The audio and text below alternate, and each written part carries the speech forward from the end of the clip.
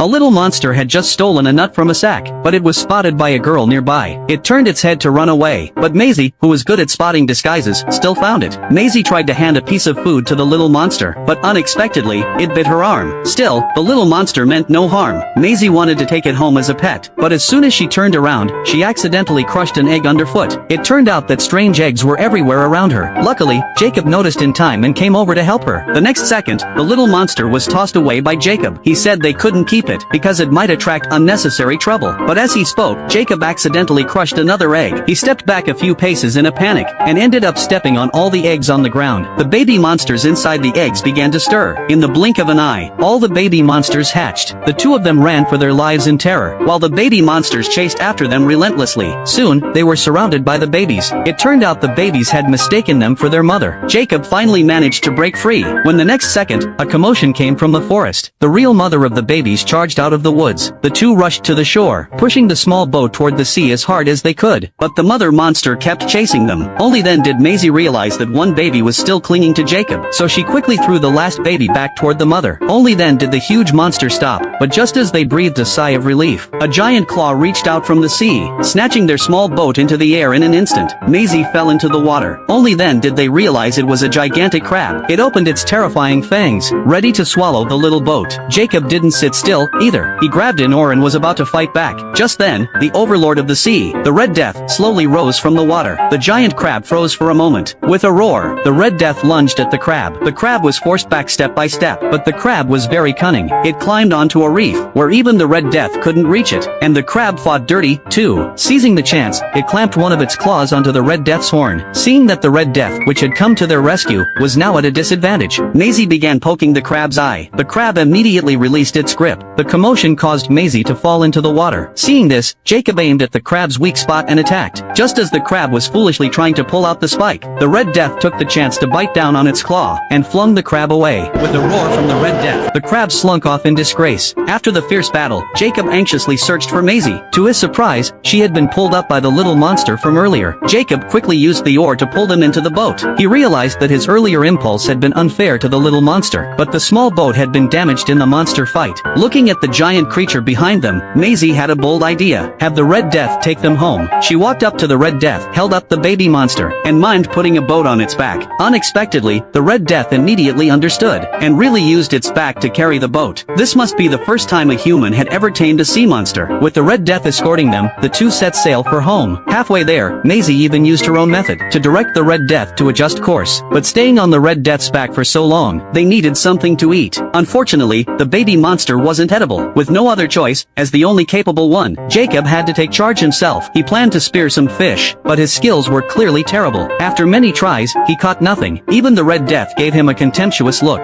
Then the Red Death leaned sideways and began to spin. Its massive body churned up the surrounding fish, forming a giant whirlpool. The fish, trapped by the powerful current with no escape, began jumping out of the water on their own, landing right into Maisie's arms. After they had eaten their fill, Jacob started repairing the boat, but one greedy little eater had eaten way too much.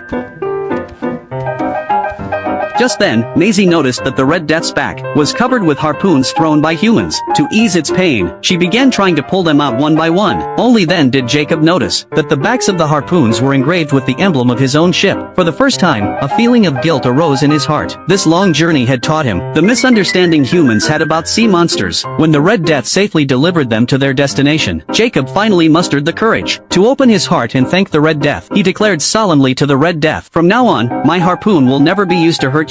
He swore on that. No more monster hunting! No more! No more!